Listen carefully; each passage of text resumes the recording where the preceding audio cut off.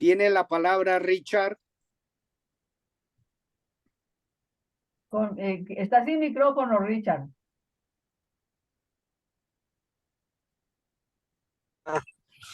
Buenos días, que estoy con el celular aquí en el carro porque todavía no he llegado a la casa. Bueno. Bueno, entonces estaba mirando esa parte de que el cuerpo entiende antes o cuando la mente no, o no, la mente no se ha enterado, algo así es el tema ahí. Dame la iluminación. Yo creo que ya por ahí en unos 10 minutos llegamos a la casa. Entonces, Nazaret empieza con un tema de que en un trauma la disociación entre el cuerpo y mente es más evidente. Y el cuerpo es capaz de recrear episodios que no son agradables, o sea, como que el organismo o los órganos en caso de una lesión o algún trauma, él tiende a recordar más que la mente. La mente dice que en caso de, pues, de un trauma, la amígdala se hiperactiva y frena el hipocampo, que es la parte que involucra la memoria. Entonces, ese es pues es como un mecanismo de defensa, el hecho de que la amígdala se vuelva más influyente, digamos, y bloquea un poco al hipocampo.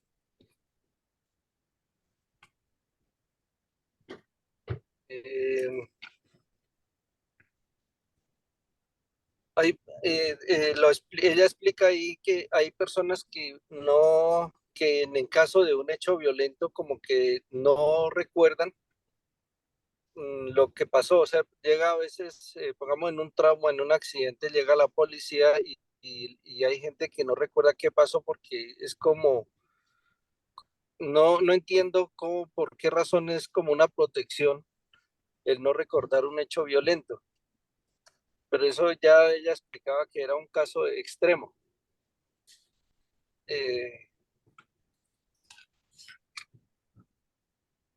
Dice, en épocas difíciles hay una disociación entre mente y cuerpo. Tendemos a no atender a las sensaciones que nos da nuestro cuerpo. Eso es como parte de la vida moderna que nosotros, no sé, tal vez la vida industrializada o la vida moderna, como nos hemos visto más materialistas, tendemos a no relacionar o a desatender las señales que nos está dando el cuerpo. Entonces, bueno, más adelante menciona ahí que alguien está volviendo en la neuropsiquiatría, se está volviendo a buscar que se tenga una atención hacia las señales que da el cuerpo para poder dar un diagnóstico. Entonces dice que en psiquiatría se trata de pasar por las sensaciones del cuerpo para algunos diagnósticos. Entonces, no solamente es mirar el comportamiento o digamos el diagnóstico psicológico de la persona, sino que empiezan a observar algunas señales del cuerpo, dolores, malestares, congestiones para dar un diagnóstico. Entonces, bueno, ahí se está relacionando mucho la, la, la atención, o se le da atención a las señales del cuerpo porque de esa manera pues se mira el comportamiento del individuo.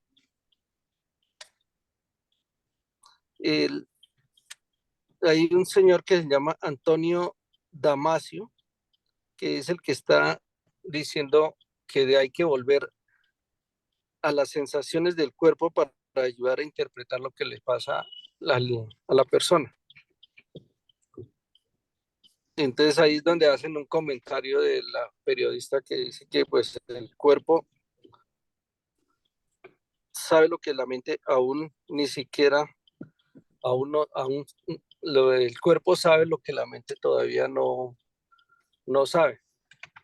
Y pone un ejemplo que es como el enamoramiento, cuando se dan los famosos hormigueos, cuando se conoce a una persona, el cuerpo empieza a dar señales de, no sé cómo decirlo, como de nerviosismo o el famoso hormigueo, es, y es en el momento que se está conociendo a una persona.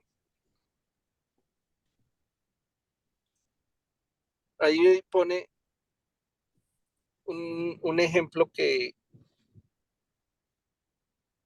daban de las personas que antes tenían y que es una cosa y que no es intencional, y es que cuando se saluda de mano a una persona, hay gente que cuando da la mano, eh, de manera, como es no intencional, se la huele, pero es como una reacción muy rápida, no es como muy evidente. Entonces es una manera de pronto del cuerpo interpretar o tratar de conocer a esa otra persona. Y lo mismo si son personas de diferente sexo, eh, lo curioso es que, pongamos, saludan con la mano derecha y se vuelen es la mano izquierda. Entonces es como una manera de que su cuerpo mismo le está dando una señal de la otra persona. Pero eso habla ahí, ella es cuando son de diferente sexo y de pronto puede haber algún interés emocional en ese encuentro. Richard, Sí, una pregunta para todos. ¿Está claro el por qué el cuerpo elude o sea, esconde, yo diría, esconde ese proceso que generalmente es un proceso doloroso, a diferencia de la mente? Ese mecanismo lo tienen claro desde la neurofisiología. Es una protección, mío, una protección del cuerpo. Porque pero mira, es al contrario, o sea, la mente tiende a recordar es lo bonito, digamos, lo bueno es recordar. El cuerpo sí no esconde. Y ella dice Nazaret que él sí recuerda eh, los eventos traumáticos. pero Entonces dice, es que esos recuerdos no los puede relacionar la mente. Es por eso digo que ya, sí. se los esconde a la mente.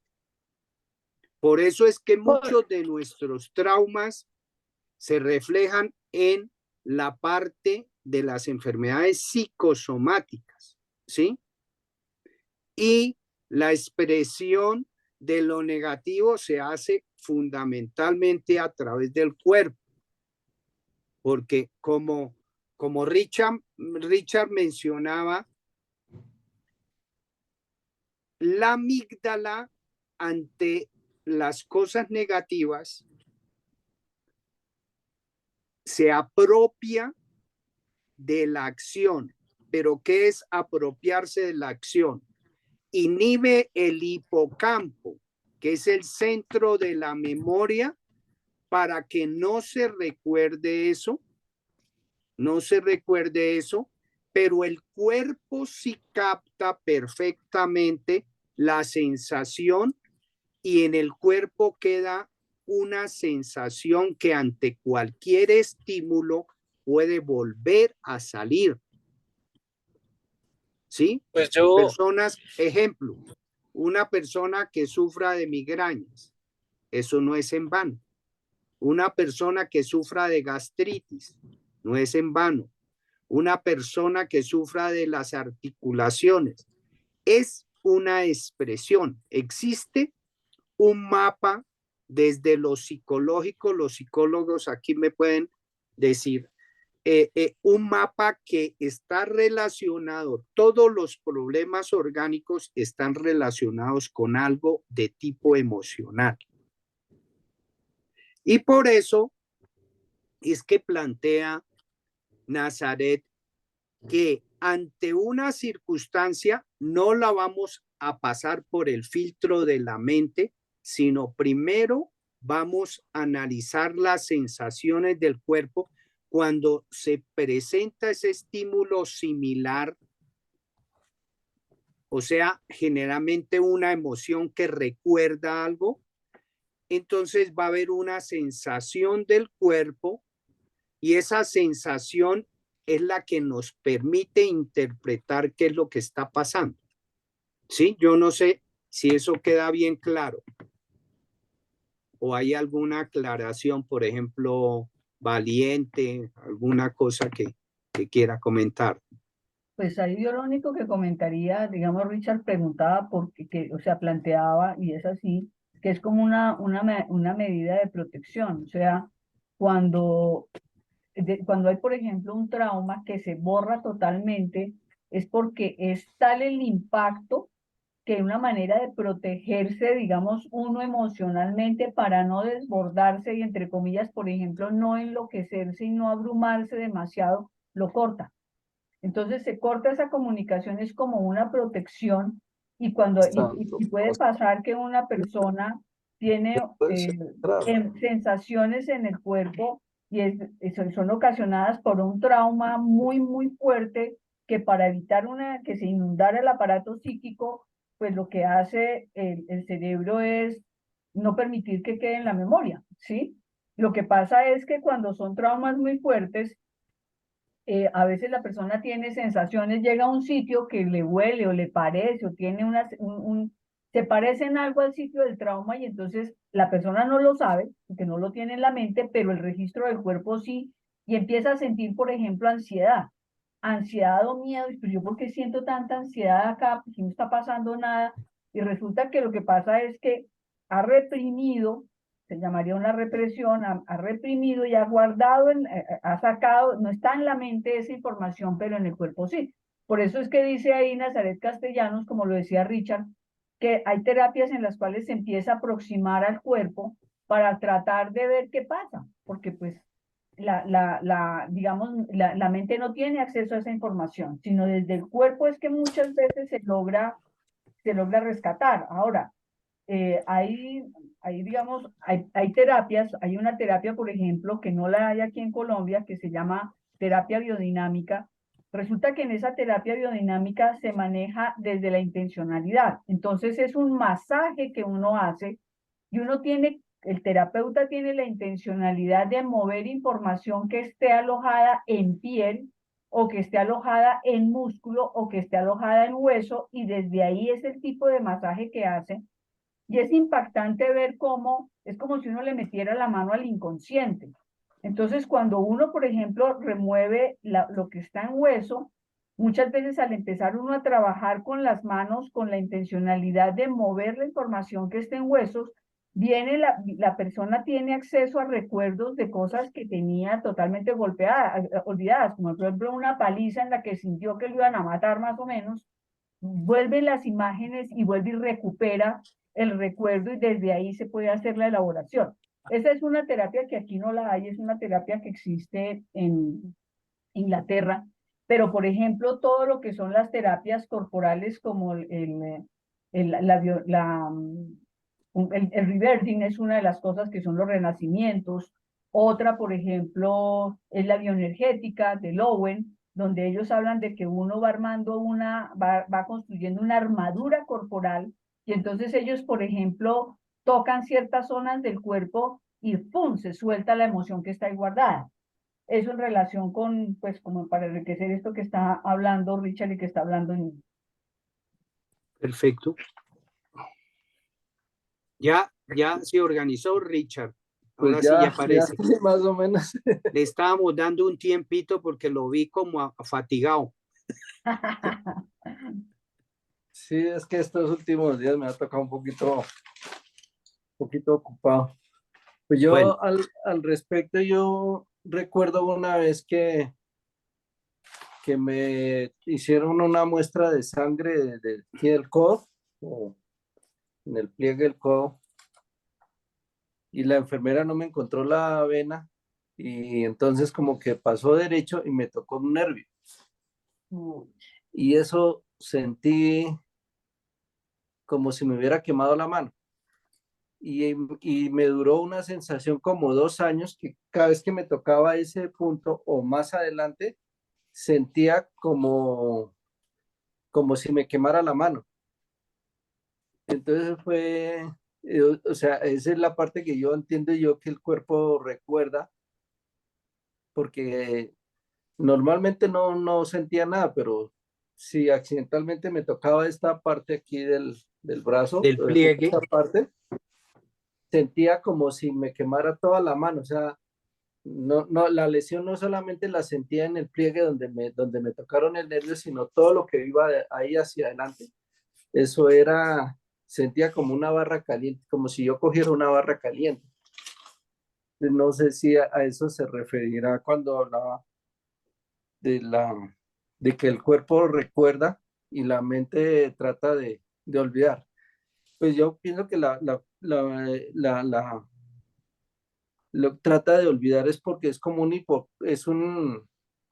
como una medida de protección para que el cuerpo no se, digamos, traumatice más de lo necesario. O sea, en el momento que esté pasando el evento, pues hay toda la protección que sea necesario, pero de ahí en adelante, pues no, si no es necesario recordar eso, pues entonces la mente trata de no recordarlo o no mantenerlo presente. Yo creo que no es no recordarlo, sino no mantenerlo presente. Sí, pero Ese es fíjese que realmente ahí ella habla de cómo hay una disociación del cuerpo y la mente y el cerebro no se siente cómodo con esa disociación. Por eso es que termina uno enfermo, o enfermo físicamente o enfermo emocionalmente. O sea, termina uno, por ejemplo, con ansiedades que uno dice, que la persona dice, pero ¿por qué tengo esta ansiedad? No cuento de nada y resulta que es que hay una cosa que está allá que está disociada del cuerpo y la mente, y pues, mejor dicho, no es bueno, no es sano, en algún nivel uno, es una medida de protección, pero pues tiene unas consecuencias, mejor dicho.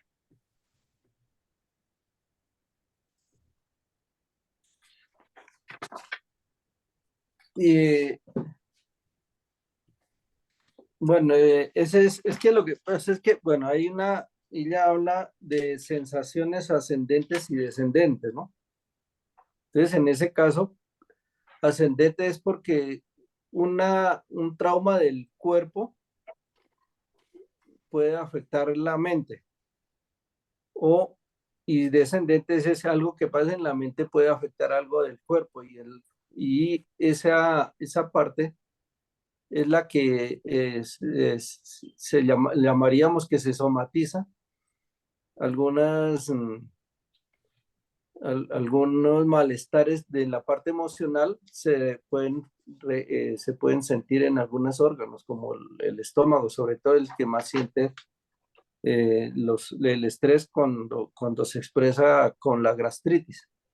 Eso es lo que yo entiendo, la parte como bidireccional de las sensaciones, ¿no?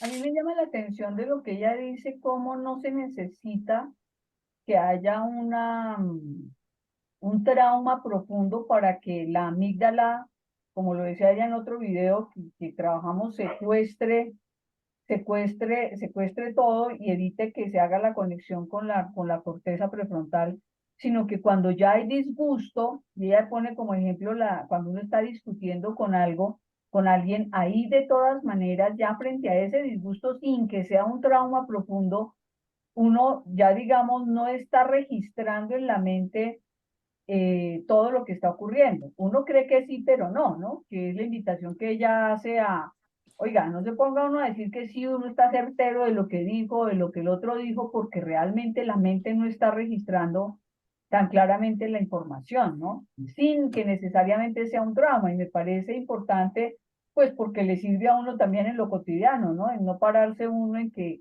yo me acuerdo perfectamente de qué estábamos discutiendo cuando qué va.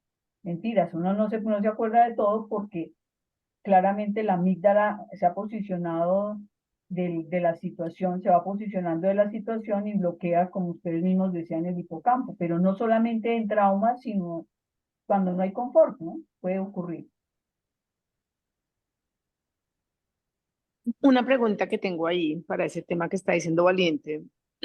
Generalmente cuando, digamos que corporalmente, cuando una persona está discutiendo o tiene, o está escapando de un peligro, bueno, cuando tiene una emoción así, digamos que lo altera, el organismo no, o sea, la mente no recuerda, es también porque está ocupada haciendo funciones, mandando sangre a las extremidades o haciendo otras funciones corporales de protección, o eso no tiene nada que ver. Mío, Ante una situación de estas, lo que le interesa a la mente es sobrevivir. Entonces, cuando lo está persiguiendo un tigre a uno, no está pensando cómo estará la flor que hay por los lados, qué tan altos son los árboles, ni si hay barro o no hay barro, sino uno es única y exclusivamente pensando en cómo me salvo y el resto se olvida. Y toda la sangre se va a las extremidades, se disminuye la sangre del cerebro, se disminuye la sangre de los riñones, se disminuye la sangre de los intestinos y se va al corazón y a las extremidades. Entonces, él, ante el peligro, lo único que le interesa a la mente subconsciente es sobrevivir. Entonces, todo lo que no tenga que ver con el sobrevivir, no se acuerda uno, no se acuerda uno. Entonces, eso es lo que pasa. No sé si quedó claro. pregunto ahí una cosa en relación con, digamos, complementando la pregunta de Venus. O sea que, es decir, hasta dónde, digamos, si la amígdala no secuestrara toda la situación, digamos que si pudiera uno funcionar más desde la corteza, se correría el riesgo entonces de no reaccionar tan rápido, ¿cierto? Exacto, O sea, por eso se necesita de alguna manera que la amígdala rápidamente tome el control en algún sentido. exactamente. Ejemplo, voy cruzando una calle y no me doy cuenta, siento un ruido de un motor a todo full. ¿Qué tal si yo me pudiera pensar, hombre, como que viene un carro, me tocaría saltar? No, la amígdala inmediatamente secuestra, inmediatamente en décimas de segundos ordena salte. Cuando uno ya está al otro lado, de pronto no era un carro, sino un motor de otra cosa, y no era el carro y uno se pegó el salto, pero salvó la vida. ¿Sí? Entonces, eso es automático. Eso es milésimas de segundo, porque eso es lo que lo ha salvado a uno en la evolución de la humanidad. Cuando había grandes peligros, si no hubieran tenido ese instinto, no se hubieran salvado. Pero o sea que, digamos, uno podría plantear que hay como unos momentos donde es conveniente que la amígdala secuestre todo y no permita el uso de la corteza, pero por ejemplo en el manejo de las emociones no, porque entonces cuando uno tiene por ejemplo, una discusión con alguien y se deja secuestrar de la amígdala, puede terminar diciendo o haciendo cosas que son exageradas. Por ejemplo, agarró a puñetazos al otro, sacó una varilla y le rompió el carro, porque la amígdala secuestró la situación de la emoción y la corteza no alcanzó a regular la emoción, y ahí realmente no es conveniente el secuestro de la amígdala. No es conveniente permitirlo. Sí, yo creo que eso es fundamental, pero ahí aparece, nosotros vivimos entre el caos o la parálisis. Ese es el rango de vivencia de los seres humanos. O estamos tendiendo hacia el caos, o estamos tendiendo hacia la parálisis, o tendemos al equilibrio. ¿Cuándo tendemos al equilibrio? Cuando desarrollamos nuestra inteligencia emocional y relacional.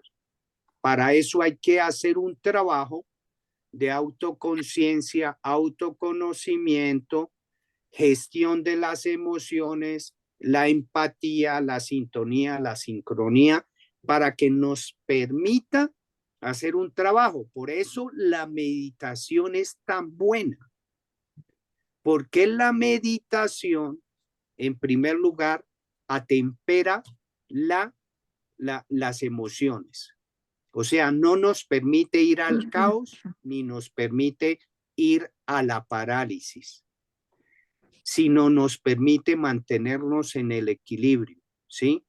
Entonces, si nosotros no trabajamos, por ejemplo, con la meditación nos permite eso, desarrollar disminuye con la meditación, disminuye el tamaño de la amígdala, desarrolla el hipocampo, que es el centro de la memoria, mejora la relación entre amígdala y cerebro prefrontal. El cerebro prefrontal no se deja secuestrar de la amígdala cuando uno ya lleva un tiempo de meditación, porque aprende a confrontar de una manera tranquila, cómoda, segura y en paz, que eso es lo ideal, confrontar tranquilo, cómodo, seguro y en paz las situaciones. Y entonces ahí aparece lo que llamamos la proactividad. Ante un estímulo hay una respuesta. Cuando uno reacciona, está reaccionándolo con la amígdala. O cuando uno responde, es utilizando todos estos recursos de la inteligencia emocional y relacional para resolver las cosas de una manera racional. Sí. Quiero compartirles algo que me pasó hace 15 días. Hace 15 días, y para entender un poco esto que pasó. Estaba hablando conmigo que en el trabajo que tengo es de alta responsabilidad y aquí donde trabajo hay bastantes riesgos para la vida, ¿cierto? Entonces, estoy con un proyecto y un tema, y el día sábado, hace 15 días, estábamos viendo específicamente que iba a haber un cambio en un equipo que estamos interviniendo y que ese cambio podía llevar a tener un accidente muy grave por presencia de monóxido. Un monóxido es un gas que en ciertas concentraciones es mortal para los seres humanos, y nosotros vamos a tener 15, 17 personas dentro de un equipo con este riesgo. Esa era la situación. Entonces estuvimos discutiendo un poco alternativas, tomamos unas decisiones y hicimos un plan para poder ir hacia afrontar esos cambios que íbamos a tener para salir bien librados en términos de vida de todos los colaboradores. Ese era el esquema de las reuniones, era el tema. Y había otro cambio, y ese cambio era que la persona de seguridad, todos los proyectos son una persona de seguridad, y esa persona de seguridad era nueva, y había cambiado, ella me había llamado de un teléfono, pero luego me había llamado de un teléfono que yo no tenía guardado, entonces tenía un contacto que no tenía guardado de la persona de seguridad nueva. Ese era el contexto en la mañana. Listo, entonces llegamos a las definiciones, me fui para mi casa y en la tarde, estaba yo llegando a mi casa, 2:30 de la tarde, cuando sonó el teléfono, yo vi la llamada y yo relacioné el número que me estaba marcando, que era desconocido, con esta persona, o sea, lo relacioné. Contesto el teléfono y entonces una persona en el teléfono, una mujer, estaba llorando Y entonces la persona me dijo algo que no le comprendí, pero entendí un accidente muy grave. Me dijo la persona que estaba al otro lado de la línea telefónica. Yo no le compré, yo no entendí accidente, pero no entendí quién me estaba hablando. Entonces yo dije, ¿qué? ¿Me repite? ¿Me repite? Y entonces la persona me dijo, la mujer me dijo, mami, tuve un accidente muy grave, me dijo la persona. Entonces yo, o sea, yo estaba, o sea, cuando me dijo accidente, yo conecté todo lo de accidente con todo lo que había trabajado por la mañana con la persona de seguridad y estaba considerando que esa llamada estaba relacionada con un evento de seguridad que nos había ocurrido en ese tema que estábamos viendo. Eso fue lo que mi mente en esos segundos, digamos que enlazó. Cuando me dijo la segunda vez mami, yo dije, no, pues no es la persona, porque la persona no me va a decir mami, mis hijas. Una de mis hijas no vive en Colombia, entonces no podía llamarme, pero la otra sí. Yo estaba en Bogotá y acaba de llamar acaba de hablar con ella. Entonces yo le pregunté, ¿qué te pasó? Yo no perdí nunca, en ningún momento perdí la calma. Me dijo, le pregunté, ¿qué te pasó? Dijo, no, muy grave, te voy a pasar al policía. Me dijo la persona que me estaba hablando, ¿cierto? Y entonces pasó un policía y me dijo, algo, soy tal persona, necesito que me diga cómo se llama, me dijo la persona, ¿no? Y yo le dije, no, usted debería saber mi nombre, dígame qué pasó. Dijo, si usted no me dice cómo se llama, pues su hija tuvo un accidente muy grave y entonces nos vemos en la fiscalía, me dijo la persona, ¿cierto? Que era un engaño. Y a nosotros ya nos han Claro, preparado para ese engaño. Cuando él me dijo eso, entonces yo le dije, no, señor, yo se no lo voy a decir nada y si nos vemos en la fiscalía, pues nos vemos en la fiscalía, pero para meterlo en la cárcel por bandido, señor. Y dejé de llamarme y colgué el teléfono. Sí, pero eso es una charla que les digo de unos segundos, o sea, eso sería 50 segundos, 60 segundos. Y yo me quedé pensando después de que colgué el teléfono, o sea, como la mente mía enlazó en 50, 60 segundos tantos temas que pude validar la información, pensé que era en la planta, lo descarté.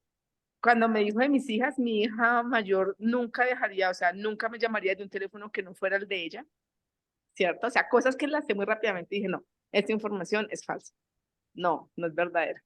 Pero, o sea, uno también puede estar en un momento que está desprevenido, que está nervioso, no sé, y tomar otras decisiones en ese momento cuando recibe una llamada, esas tan aterrorizantes, ¿no? eso se llama autocontrol. Pues yo dije después, Excelente, felicitaciones, Venus. No no, dejó pero que la No, es amígdala que le lo que hubiera secuestrara. podido, Sí, el claro, porque no, susto que hubiera podido uno y creer, ¿sí? claro, porque no dejó que la amígdala le secuestrara el lóbulo prefrontal. Entonces, el lóbulo Exactamente. prefrontal siguió coordinando la situación. Entonces, ahí el lóbulo prefrontal piensa, es en la empresa, no, no es en la empresa, mi hija no me llamaría de ta, ta, ta. Ah, ya uno ha oído que hay ese tipo de sí, trampas. sí, Entonces, chun, chun, chun, chun, chun, pero porque el lóbulo prefrontal siguió trabajando y no lo, y digamos por el manejo y el trabajo de control, no arrancó y directamente secuestró la amígdala, o si no simplemente le da todos los datos, le da el número de la tarjeta de crédito, le da todo, si la llega a secuestrar claro, la amígdala. Entonces, claro, claro. ahí claramente no hubo un secuestro de la amígdala, sino que el lóbulo, la conexión siguió estando con el lóbulo prefrontal para poder manejar la situación. Sí. Eso les quería contar y qué bueno este ejercicio para poder entender un poco ahí quién es el que está actuando, cómo es que es la respuesta, ¿no?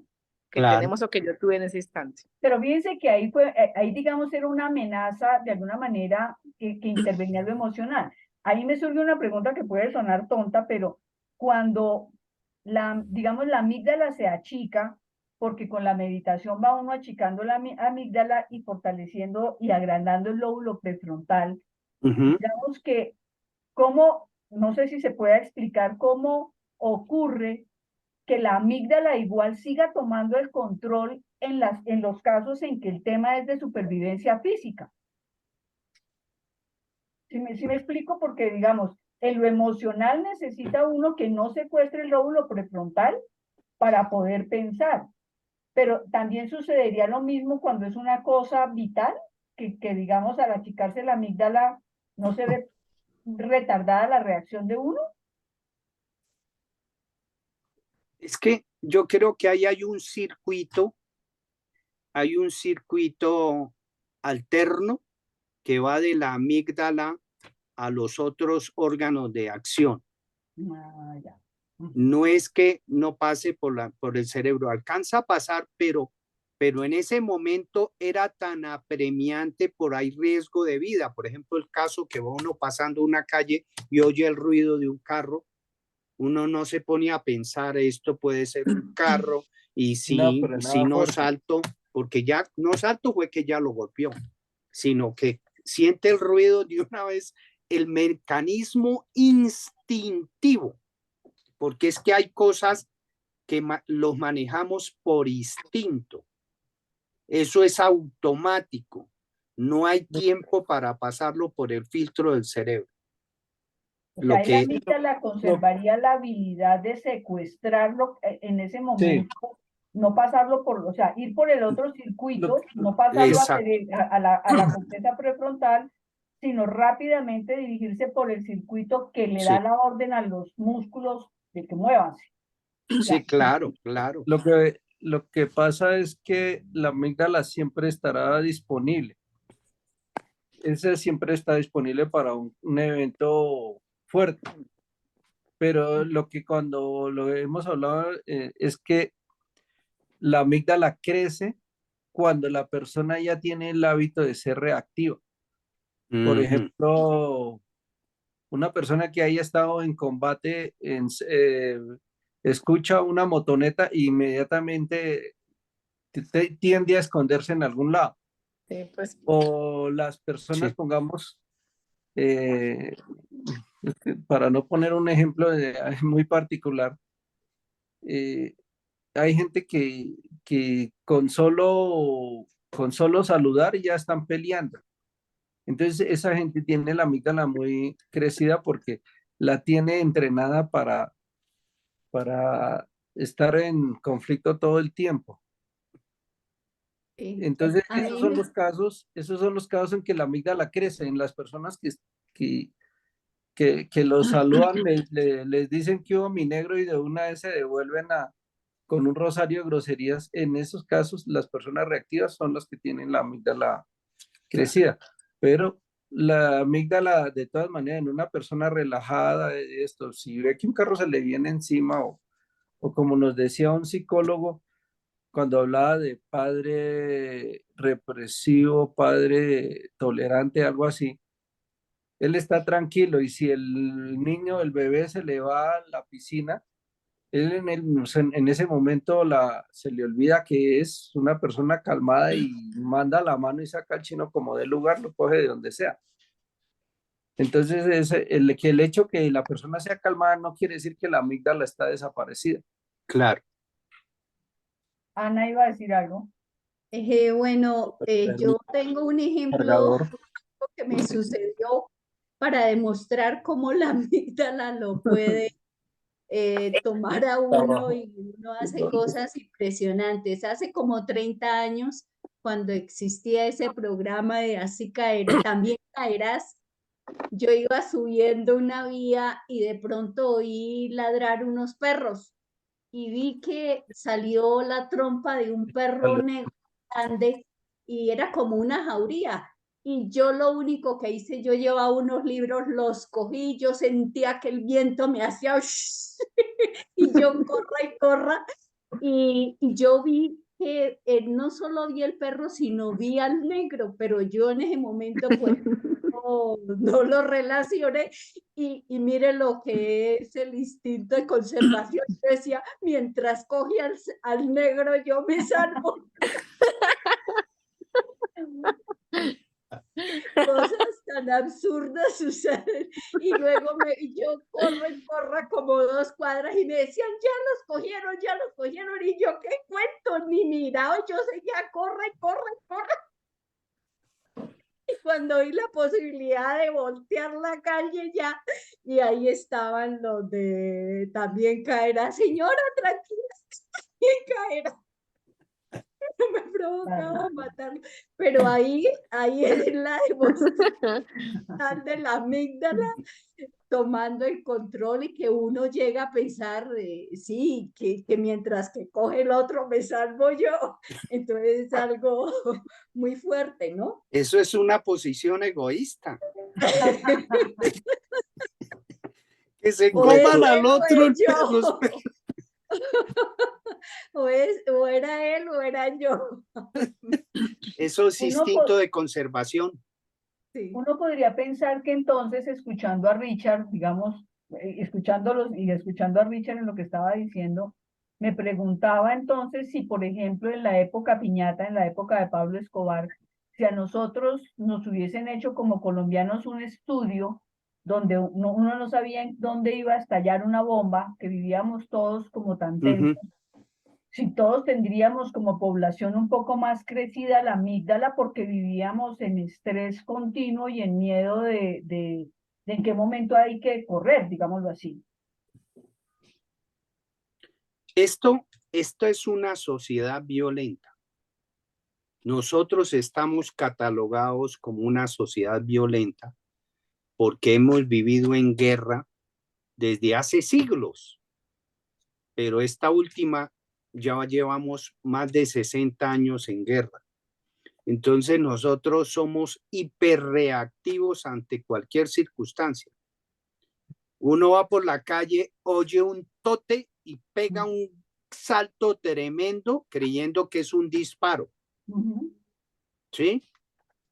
O oye una moto que, por ejemplo, una moto que frena en seco, me van a matar o me van a atracar, ¿sí? Entonces, eso es porque nuestra cultura es una cultura muy violenta, ¿sí? Y eso nos queda como una secuela colectiva. Entonces, por eso, más que nunca es necesario trabajar la meditación, porque eso nos apacigua y nos disminuye la amígdala y nos permite estar en el aquí y en el ahora sin tanto afugio. Yo tengo otra consulta de algo que a mí me pasa.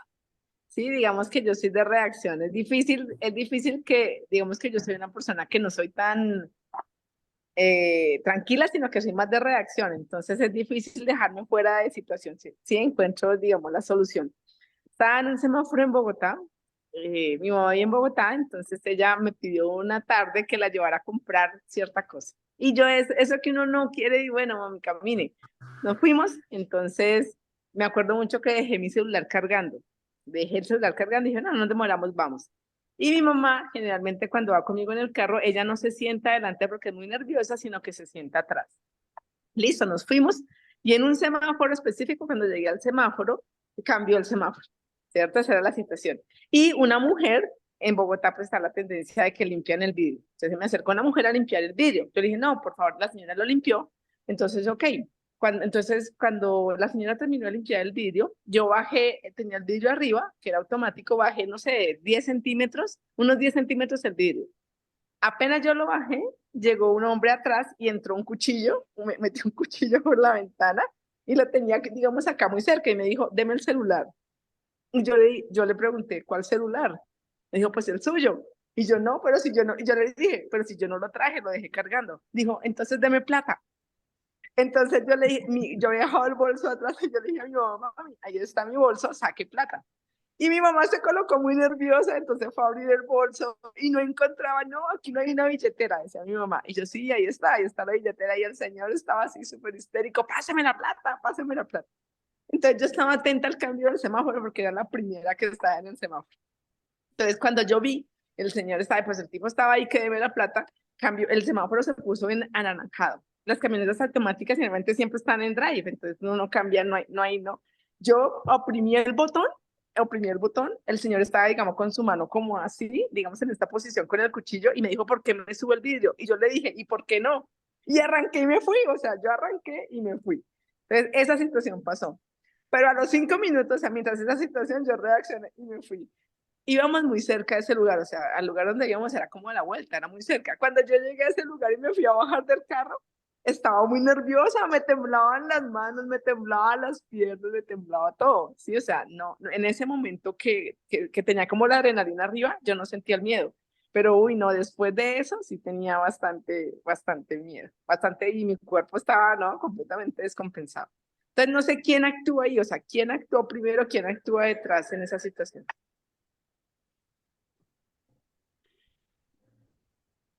Ahí actuó la amígdala. ¿En, Actuó en ambas? la amígdala y después vino la liberación de adrenalina y noradrenalina a chorros.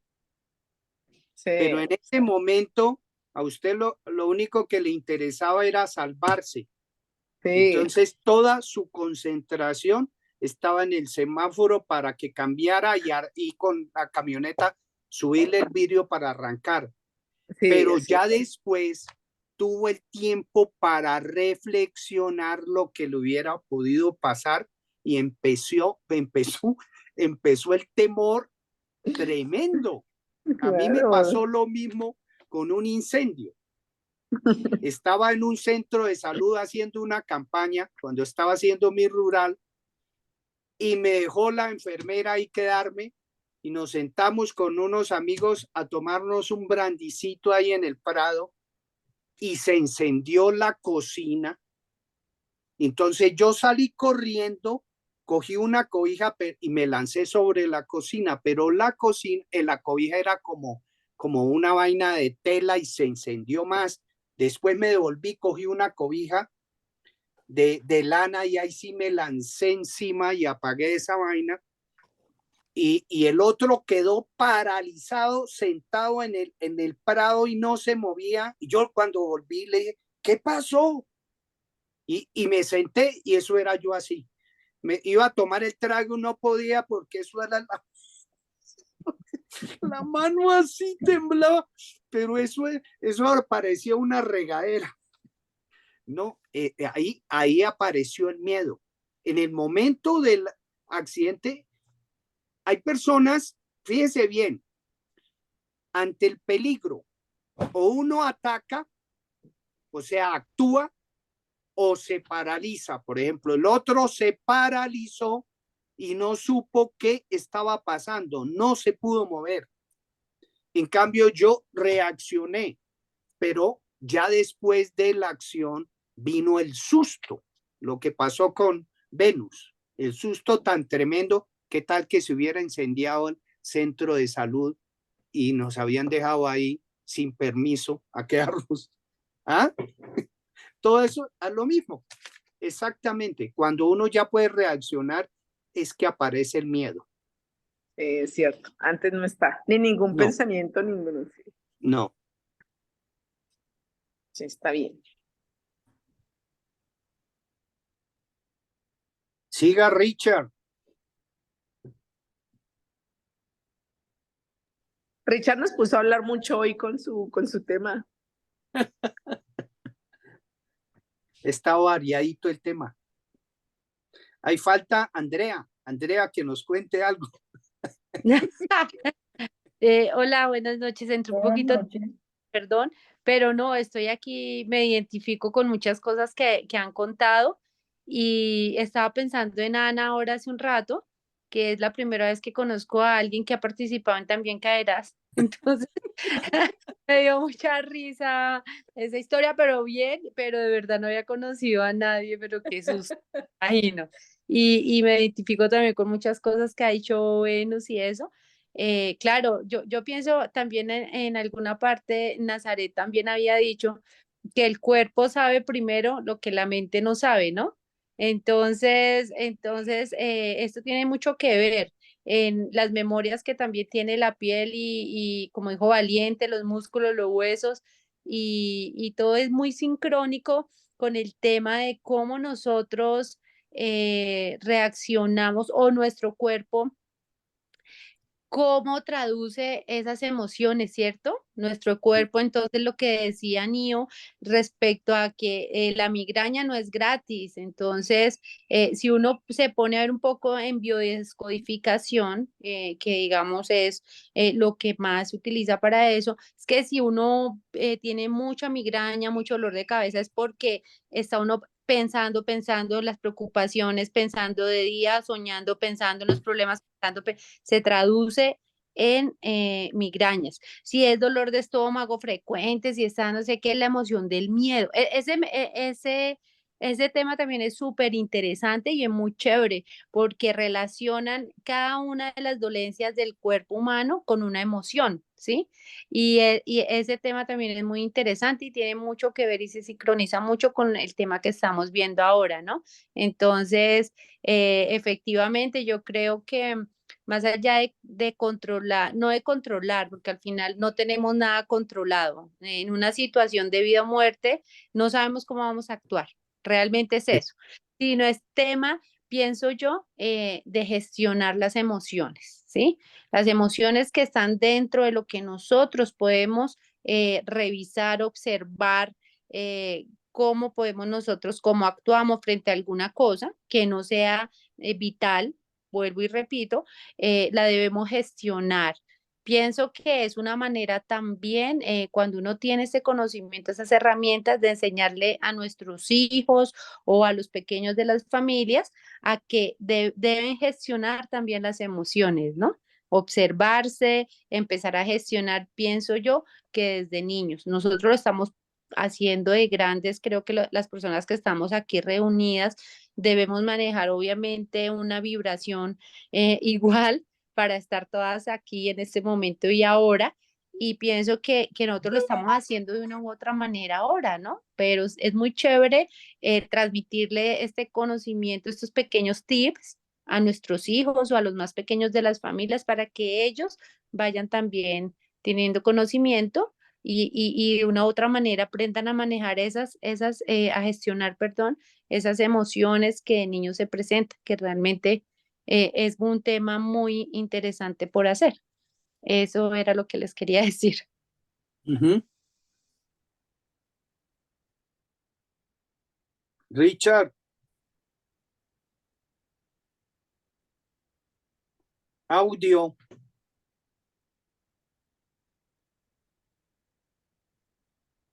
Ya, realmente uno se da cuenta que la vida moderna pues nos ha llevado a olvidar a muchas habilidades que nuestra evolución nos ha dado.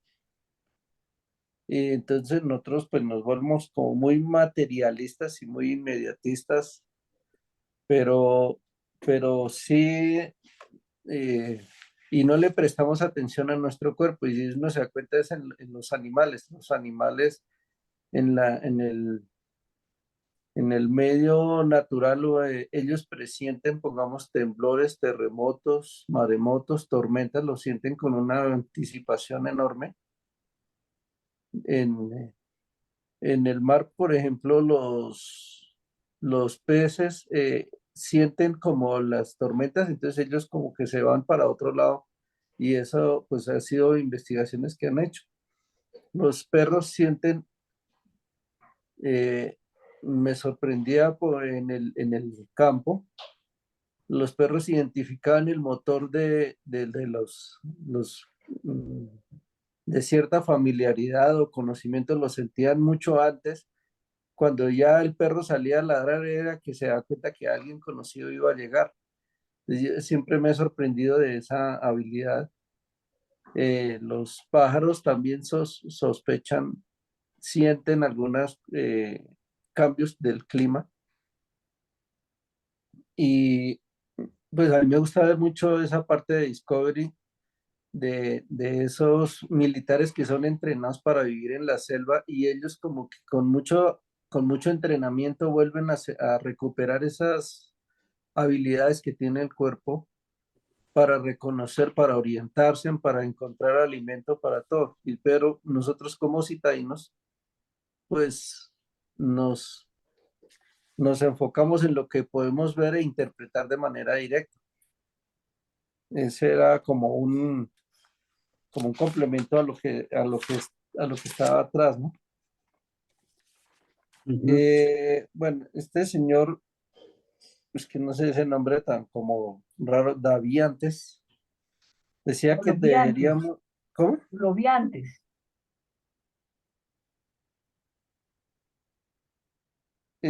Decía, hablaba de la interacción de vidas y decía que deberíamos utilizar el cuerpo para controlar el estrés. Pues no sé exactamente a qué se referiría ahí Nazaret. Y pues no sé si a ejercicios de relajación o algo así Bueno, en este momento me acordaba de cuando en la universidad teníamos mucho estrés en los trabajos, pues nosotros salíamos a hacer ejercicio, a trotar o a hacer algún deporte y lográbamos controlarlo. Entonces, de pronto un desgaste físico o una aceleración lograba uno quemar un poco de cortisol o adrenalina. Creo que hay veces Entonces, que el trabajo, es decir, Nazaret Castellanos habla de cómo nosotros, es que en esa, digamos, va trabajando otros conceptos como el de holobiantes, que es que él ya plantea que no nos podemos ver como individuos separados, sino que, es decir, en nosotros primero todo, hay una relación entre todas las partes de nuestro cuerpo, el cerebro, que es lo que hemos venido viendo, ¿no? Cómo hay un impacto del intestino y de la respiración en el cerebro y al contrario, y del corazón, o sea, cómo todo está relacionado, pero también ahí habla que de la neurociencia se empieza a nombrar al humano como un holobionte, que es una persona que no, mejor dicho, está en conexión con todos los demás, ¿no? Que es cuando ella plantea, ahí retoma nuevamente la idea de cómo nosotros, cuando estamos con ciertas personas, nuestros cerebros se sincronizan, nuestros corazones se sincronizan, o sea, nosotros no somos entes aislados, sino que estamos en continua comunicación con todos. Y a mí me parece que hace un aporte interesante en la visión del estrés, que ella dice, oiga, el estrés siempre se ha mirado de la reacción de la adrenalina y demás, y ella dice que pues con todo lo que se está descubriendo del cuerpo, se empieza a ver el estrés como con una perspectiva mucho más amplia. Entonces, decía, oiga, pues si usted sabe que va a tener un día muy ajetreado, pues además no se ayude comiendo azúcar y comiendo una cantidad de harina que va a hacer que el cuerpo esté cargado. Si además usted va haciendo una respiración agitada, pues usted le está ayudando es al estrés, no va a estar usted más calmado. Y si además usted, a mí me pareció muy hermoso ese pedazo porque ahí hace como una integración de muchas de lo que hemos venido trabajando. Entonces dice, y además si usted va con una postura encorvada, pues tiene una actitud mental, de acuerdo a lo que hemos visto en los otros videos, de cómo la postura influye en el cerebro, pues no se está ayudando.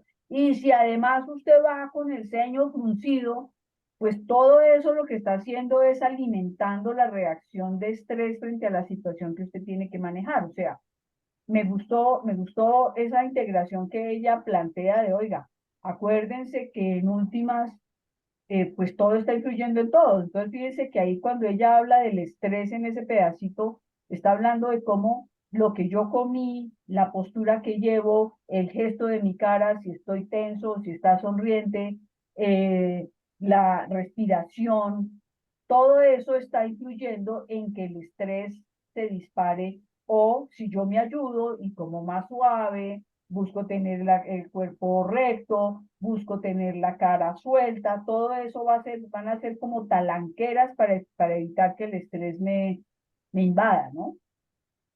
Crea que a eso era lo que se refería ahí Nazaret Castellanos en esa parte de la que está hablando Richard. también influye lo que nos rodea, toda la información que percibimos en los sentidos y es eso, la situación que se vive en el medio también nos influencia para, para moldear nuestro carácter y también pues nos mejora o nos somatiza en alguna situación. Y hablaba del ejemplo de los niños, de los jóvenes que practican los videojuegos, que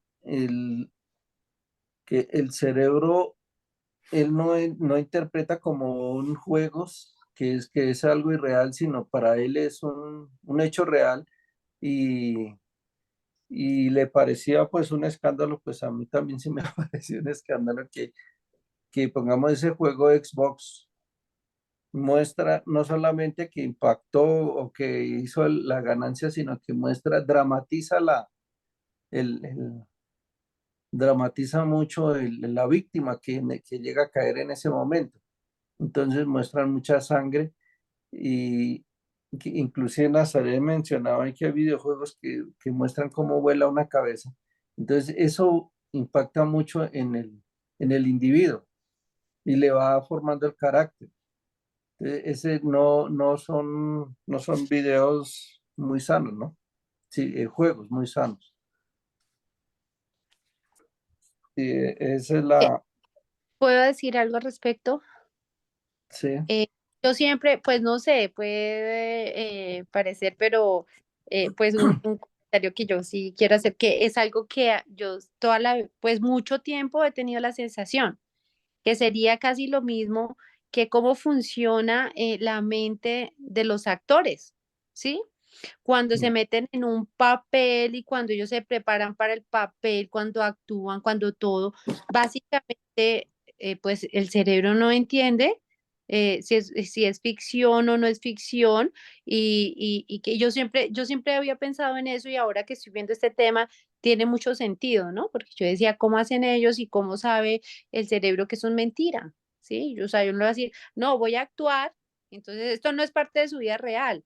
¿Sí? Y ya cuando uno ve noticias o bueno, escucha, porque realmente yo no veo noticias ni nada, de actores que se metieron tanto en el papel, que tuvieron problemas mentales, que la vida se les volvió nada, que sufren de anorexia, que sufren de miedo, que sufren de todo, y ya uno entiende. Con todo eso que nosotros estamos haciendo, que realmente para el cerebro él no puede determinar que es mentira y que es verdad, ¿no? Ujú, claro. Entonces, también puede ser una profesión que juega con doble filo para la vida de uno, que al final uno termina, o sea, no sé, los actores me imagino que termina diciendo, bueno, el cerebro de los actores, qué es verdad y qué es mentira, cuál es la realidad y cuál es la sí. verdad, ¿no? Pienso yo, ¿no? Entonces, ya entendiendo, viendo a Nazaret, uno ya entiende mejor que, claro, todo tiene Hay sentido. una, sí. Sí, ya se ha estudiado ese efecto, sobre todo primero en actores de Hollywood, que cuando se tipifica un actor en un estilo de personaje, los afecta bastante fuerte. Hablaba de un actor, un personaje de Joker. Ese actor le costó, no recuerdo exactamente ahí, le costó trabajo zafarse del personaje. Lo otro es que hay unos actores que hacen tanto el papel de malos que siempre los buscan para esos papeles de malos. Entonces a esos personajes, algunos caen en drogadicción o inclusive caen en depresiones muy fuertes. Y tanto así que algunos actores ya tienen el hábito de que se, terminan, o sea, como se entregan tanto a un personaje, cuando termina el trabajo de ellos, tienen que hacer una meditación muy fuerte, o sea, tienen que hacer un trabajo mental para desligarse de eso que estuvieron trabajando. Ese es como lo interesante de este tema, ¿no? Que la gente no puede desligarle el trabajo o el tipo de trabajo. Y en cualquier tipo de trabajo, pongamos en una empresa, un jefe, que vive estresado, le afecta, sale del trabajo y sigue con la tensión. Pero sí es cierto eso de los actores que tienen que romper con su personaje. Ujú.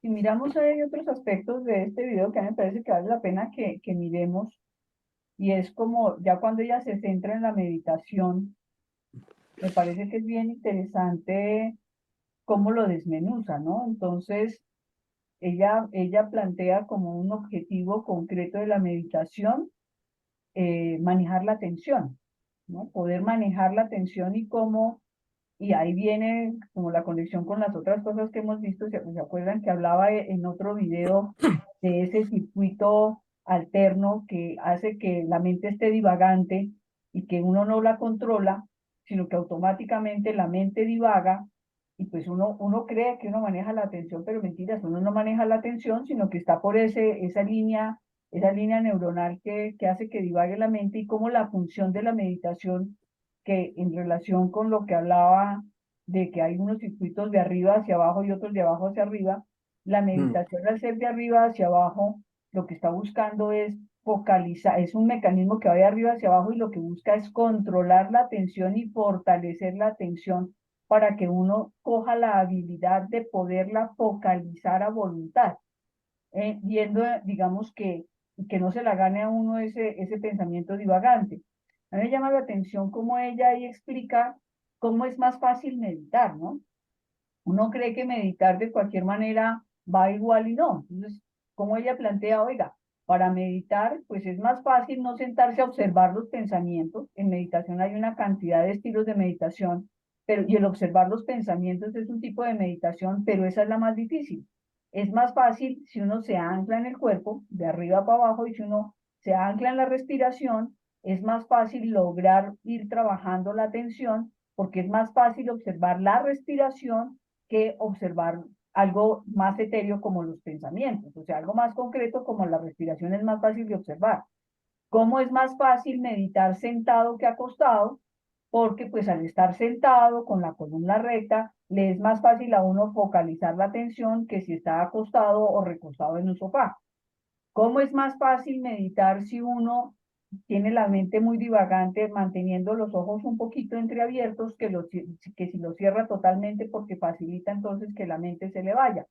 ¿Cómo es más importante, cómo es importante no arrancar a meditar si uno viene muy acelerado porque no va a lograr nada, sino sentarse, relajarse y después de que se ha relajado, ahí sí dedicar, si tiene 10 minutos, ella dice, pues dedique 7 a relajarse y 3 a meditar y no pretenda meditar los 10 porque no va a hacer nada. Entonces, ese proceso que ella esboza en este video de la meditación me pareció muy, muy interesante, ¿no? O sea, es como un video en el que yo veo que hace mucha síntesis, ¿no? En el tema del estrés, pues hace una síntesis muy interesante donde, además de lo que mencionamos, también dice, oiga, si usted sabe que usted se conecta con la gente y usted va a tener un día estresante, pues no se conecte con la gente que está gritando o está oyendo las noticias de una manera, porque pues eso también va a influir en su estrés. Aquí es, oiga, mire cómo hay unos procesos de meditación, de llevar la meditación que son más fáciles que otros, ¿no? Eso me pareció muy interesante de este video. Yo no sé si Richard nos cuenta un poco también cómo miramos entre todos lo del otro aspecto que ella también toca en este video, que es el del baile, que me parece bien interesante, que ese es Pues, sí, la otra técnica que ella le da a uno en lo cotidiano para trabajarse. pues, bueno, siempre ella comenta que la meditación es el control, eh, o sea, la meditación, el control voluntario de la atención y que eso se logra pues con un trabajo día a día, ¿no? Y el otro aspecto es que la meditación es como la lucha constante entre lo involuntario y lo voluntario. Y eso es lo que gana uno con la práctica. Pero que eso ya es, hoy en día ya se sabe que eso es un, la meditación es como una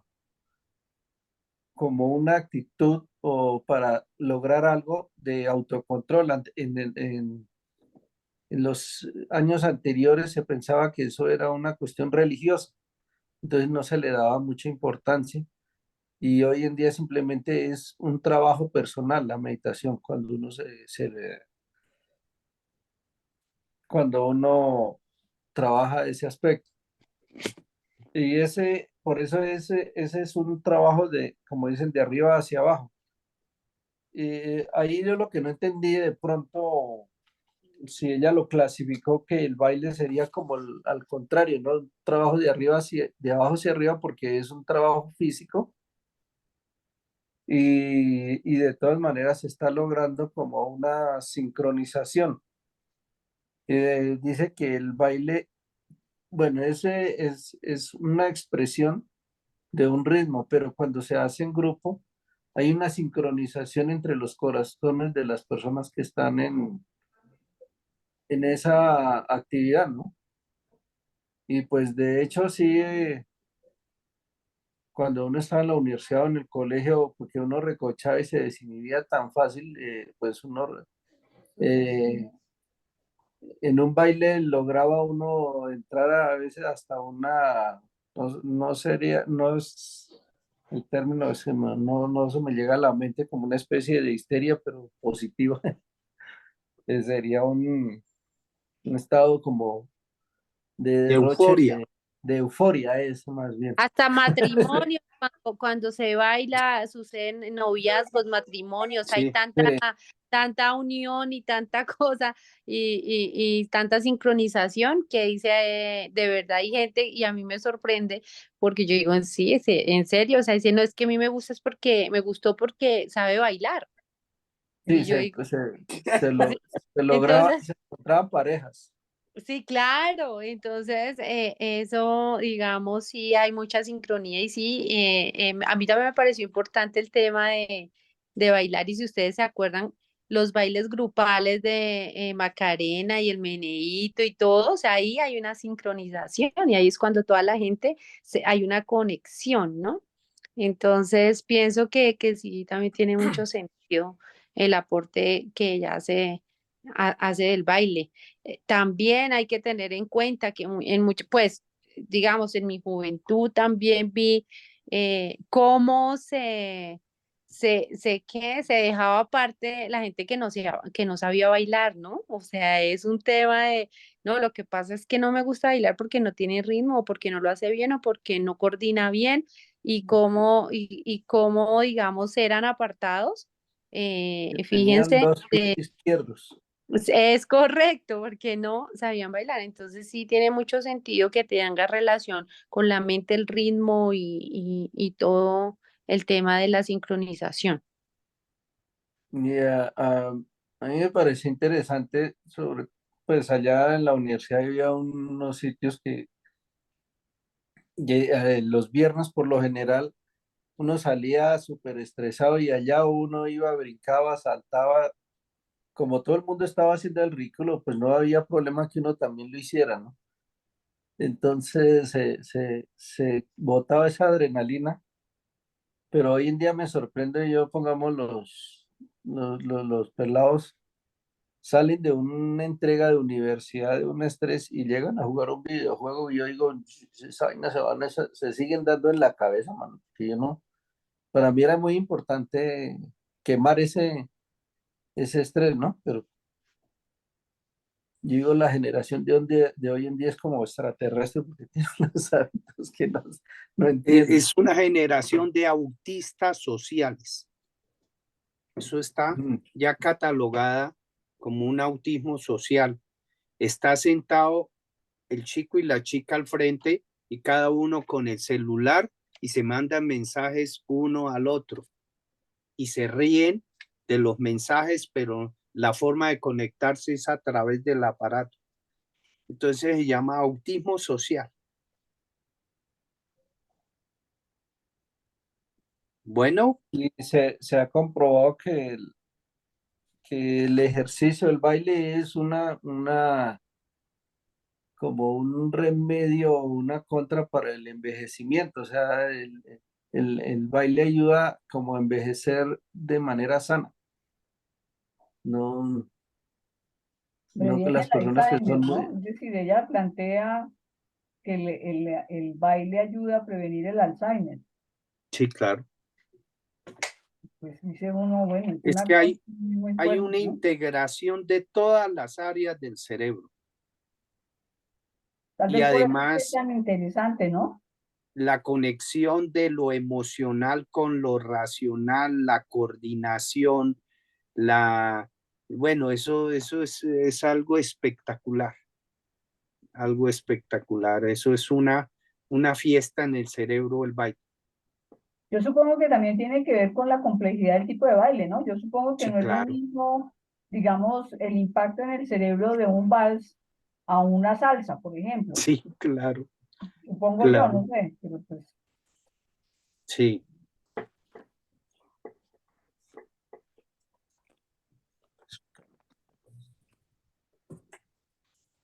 Bueno, Ella hablaba algo de que para mantener cuando tocaron el tema del Alzheimer, bueno, primero la gente que no baila eh, tiene como un miedo a hacer el ridículo, o sea que es algo que nosotros tenemos que desprendernos de eso y como ese lanzarse al agua. Y ella también hablaba de que hay que cultivar el optimismo, cultivar la generosidad y cultivar la salud. Todo eso sirve para, está enfocado hacia el mismo. Un señor Cajal hablaba que nosotros Ramón y Cajal. que somos escultores de nuestro cerebro. Si Y si no lo hacemos, pues no lo programamos. O sea, nosotros tenemos la opción de programar eso que nosotros queremos cultivar dentro de nuestro mismo cerebro. O sea, dice que qué queremos cultivar en nosotros. En la neurociencia, la parte que más involucra es el corazón. Habla ahí de corazón y cerebro, pues vuelve y toca el tema de corazón y cerebro, se comunican, pero que esa conexión tiene que saberse moderar. Si era muy fuerte, nosotros de pronto somos muy apasionados o muy tercos.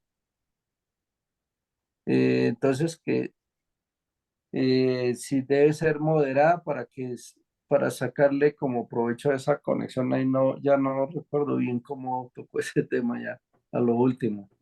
Es como el equilibrio entre el corazón y el cerebro. Y si predomina demasiado el corazón, entonces se va uno para el otro lado. La parte emocional empieza a predominar demasiado y no la racionalidad.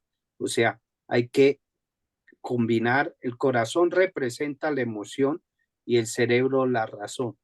Entonces tiene que haber un equilibrio entre los dos.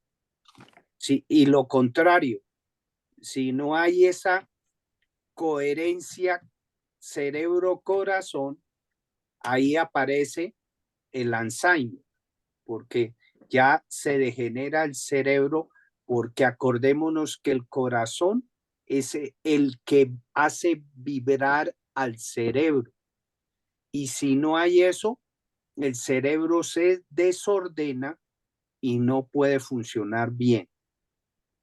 Entonces ahí está la cuestión, que tiene que haber el equilibrio entre corazón y cerebro.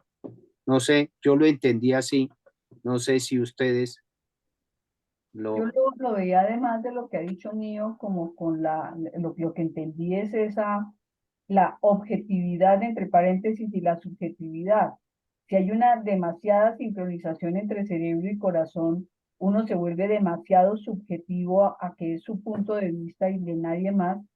Y para tener equilibrio, entonces cuando hay un adecuado equilibrio, puedo tener mi punto de vista y puedo ver el punto de vista del otro, teniendo en cuenta, pues no lo dice ella, y creo que lo hemos hablado en otros momentos, que en últimas todos son puntos de vista, porque en últimas nosotros no tenemos acceso a la realidad como es, sino hablamos de nuestra percepción de la realidad. Y pues le preguntan en esta y ella lo dice muy claramente y pues le dice, bueno, ¿y entonces en qué realidad vivimos?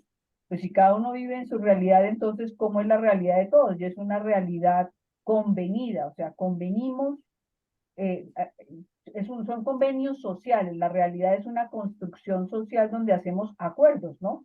Acuerdos que lo que alzó Nio se llama vaso, eso es un acuerdo social, y así vamos construyendo unos acuerdos sociales para poder tener una realidad común, que es lo que Maturana llama la realidad y la objetividad entre paréntesis, ¿no? Porque no existe una realidad objetiva, sino que son unos acuerdos consensuados que hacemos entre todos. Que él lo llega allá también desde la biología, ella lo habla ya desde la neurociencia. Perfecto. Bueno, se nos acabó el tiempo. ¿Alguien más quiere cerrar? Yo quiero decir algo, agradecerles a todos por las anécdotas de hoy. Muy chévere, gracias por compartir. La Y carrera, La sí, carrera de Ana. la carrera y, de Ana. y- y la conclusión es que nos toca salir a bailar Ah, sí, porque tenemos que prevenir todo esto. sí, Si Bueno, no no, les gusta meditar, baile. chévere. sí. Hacemos una meditación movida, un baile. Sí, sí. Muchas gracias a todos por compartir, muy chévere. Bueno, buena noche para todos. Buenas noches. Nos vemos. Buenas noches, ¿Quién, chao. quién le Bueno. corresponde en 8 días? ¿Cómo es que se llama? A Steven. A Steven. Ah, Sí. perfecto. Ah, bueno, listo. Feliz semana para todos. Bueno, pues que estén bien. Chao, Chao. chao. Chao.